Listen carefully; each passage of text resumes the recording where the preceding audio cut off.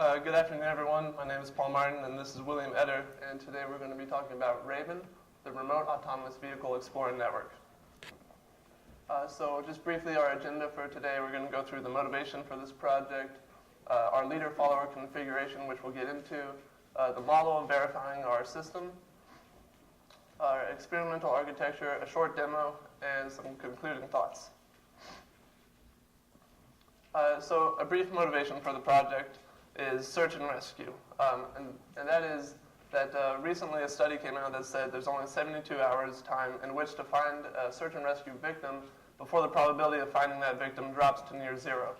And so environments where traditional, which is to say human-performed search and rescue, is too dangerous, it's impractical, or it's just otherwise too large, which is the area is too large for a human to explore in the time you need. These are the applications, the scenarios in which we're trying to improve. So search and rescue, robotic search and rescue, is not a new idea. It's been around for a little while, and in fact, CRASAR is the Center for Robotic Assisted Search and Rescue. On the left here, you see a ground robot, that's Chaos, and on the right, you see AeroScout, that's an unmanned aerial vehicle, a UAV. And that's also, these are two commercially available platforms for search and rescue. We're going to be targeting the right side, the UAV scenario, because that's, if you want the fastest response time, that's what you're going to be targeting. And we're going to be using what you see here, which are four-rotor helicopters, commonly called quadrotors. Just to continue on the motivation, you might picture a firefighting team that's going into a burned building, a downed building. They might have a map that's 10 or 20 years old. So then the problem becomes, how do we map out this? How do we give these firefighters a new updated map so they know what they're getting themselves into? And this is a video. This is from Lab, just upstairs, of a quadrotor. You see this in the red right here. And it's flying through inside a building, and it's mapping it out in real time. So there's definitely the technology, the software, and the hardware to do stuff like this. But what you'll see in systems like that and other systems is that if you're flying UAVs, aerial vehicles, you probably only have one. So how do we expand that to 2, or how do we expand that to N? And so what we're getting into is this flocking, this swarming, and the idea is that if you have more than one, then you're acting like a human team. You have collaboration, redundancy, and you can come up to some consensus about the environment that you're exploring. So I'm going to pass it off to Bill right now. He's going to talk about R.A.V.E.N, which is our custom quadrotor build. Thank you. All right, so on the screen, you actually see only a single quadrotor, but we do have two, as well as enough equipment to make a third one. This is R.A.V.E.N, which is our quadrotor platform that we're using. And it's a custom built, which means that we've specifically designed and selected the components, which are all off the shelf, and all the code is designed by us in-house. So it's not something you can buy as a kit. And the problem is today with today's platforms is, how can you localize? How can you find out where you are in 3D space? So current methods are fairly expensive and difficult to implement. So right now, Lab and ETH Zurich use what's called the VICON system, or motion capture. And what this is it's an array of infrared cameras that circles a room, and you can only fly inside that room. So it really limits on where you can use your platform. GPS, but you're really limited to flying outdoors, since when you go inside, your signal diminishes and you can't use it. And currently, there's now systems implementing the scanning laser rangefinder, as well as the Microsoft Kinect. And these are fairly large power requirement devices, as well as computation requirements, so you need a full computer on board. And so what we're doing is we're implementing a very low computation, low power onboard approach, which is these infrared LEDs that we have installed here. So these are our two units, and what we do is we fly them in a leader-follower configuration, which means that this leader is flown autonomously, or remotely by a human, and this unit flies autonomously behind this and kind of follows the clear flight path that's provided by this unit. So on the leader, we have infrared beacons that are installed here. And the system architecture is designed as follows up in the corner. So you have the main attitude controller. This is our stabilization controller that keeps the unit stable while you're flying it. You have our IMU, or initial measurement unit, which is the orientation sensor, which provides the yaw, pitch, and roll information to keep the unit stable.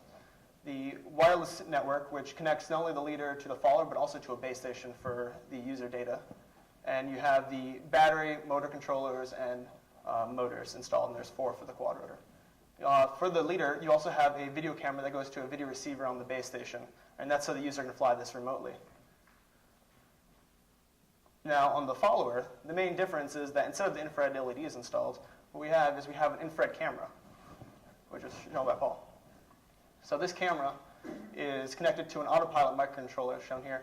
And what this really allows us to do is kind of mimic the RC commands that are present on this unit to fly this one remotely and to fly autonomously. So what it really is a snap-on module that allows us to move the camera and Autopilot microcontroller between the different units and allow them to fly behind this unit that's being flown by a user. And so this is a short video showing our units flying in a constrained environment.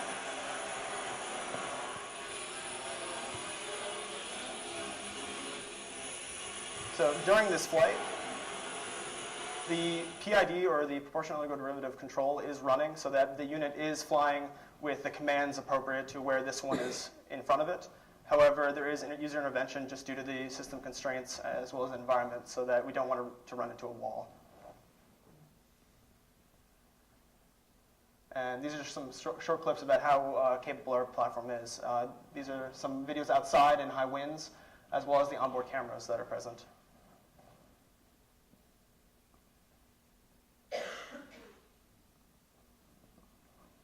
And now Paul will talk about the MATLAB.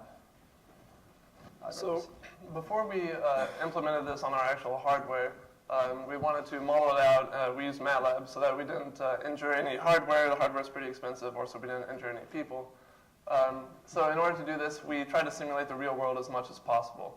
So we simulate not only the onboard infrared camera, but also the wireless link between the quad rotors and also the remote controller that the user has. So on these next slides, you'll see some compiled videos of the MATLAB model.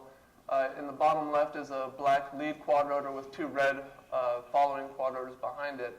This middle graph here, this is the instantaneous error that's obtained just by the distance formula.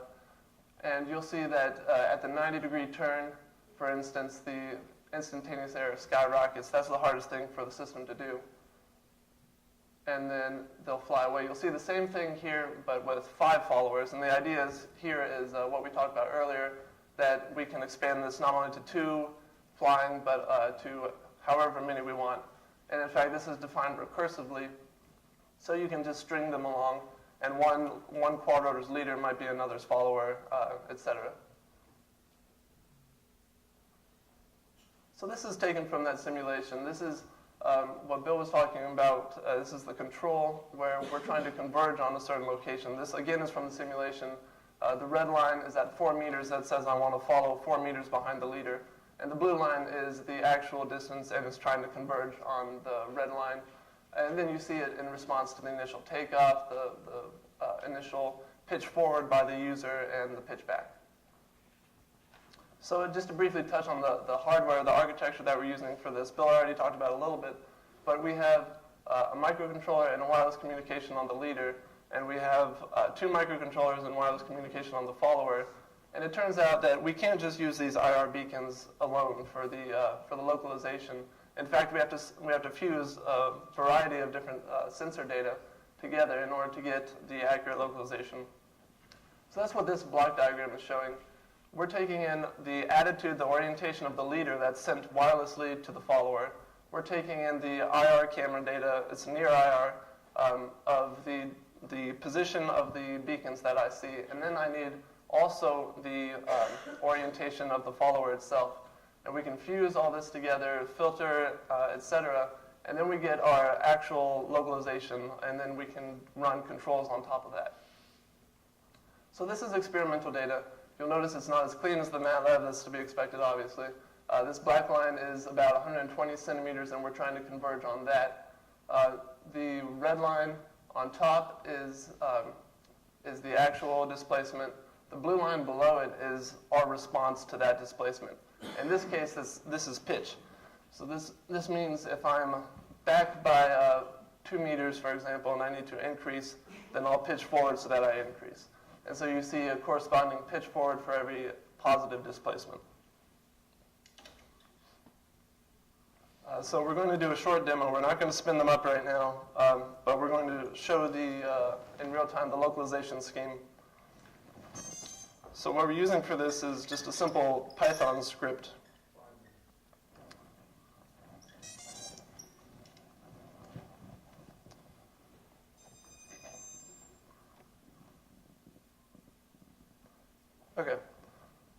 So after about 10 seconds of initialization, you should be able to see the IR beacons on the follower.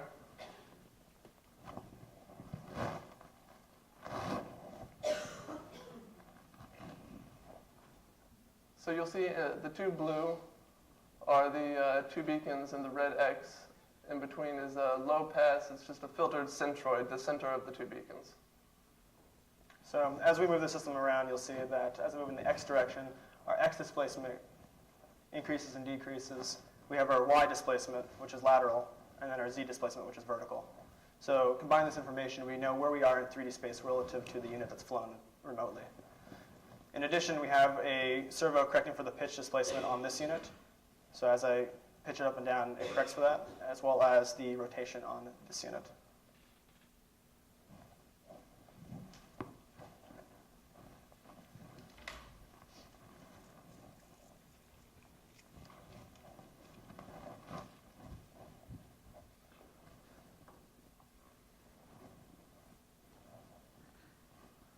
So in conclusion, we've come up with 4 main bullet points that we want to end this project with. Is first that we've designed a leader-follower system for tracking control, which basically means that flying a lead unit remotely, we're able to know where we are in 3D space relative to it and act appropriately. So command the right responses to move in the same position or behind it as it's flown. In addition, localization is a really difficult issue. Current platforms have really not been able to solve it completely. As you've seen, the VICON system is the current system that's able to provide millimeter accuracy. However, it's limited to a room, and you can't just use it outdoors. So what we designed is a cooperative sensor fusion to take information from each of the sensors and combine it to give our localization. Our payload capacity is approximately 800 grams, and we designed different modules that you can actually just kind of snap on and plug into the microcontroller. So we have microphones, thermal sensors, a thermal imager, so you can actually scan a room for a thermal image. And lastly, our system is open source in design, so both the hardware and software is able to be replicated. And what we have is, on our website, at the top, we actually have a list of what parts we use and where you can buy them. And in addition to that, we actually have a SVN repository of our code so that that's able to be downloaded currently. And what this allows us to do is kind of have a global impact. So we've had more than 1,000 people from 73 different countries that have looked at our website and tested the code. And we've actually had feedback from them about how they're using it in their systems and their research.